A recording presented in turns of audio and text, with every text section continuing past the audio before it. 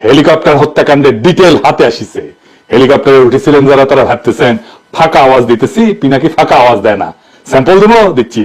প্রথম helicopter mission শুরু হয় 19 জুলাই বেলা 1:40। আকাশে উঠে হেলিকপ্টার, নামে 3:10। কমান্ডিং অফিসারের নাম লেফটেন্যান্ট কর্নেল টা টা টা টা টা টা টা। এটা আবার কি? যে আসিল সে ঠিকই বুঝিছে, তাই না? মুনিম ফেরদৌস ভালো আছেন?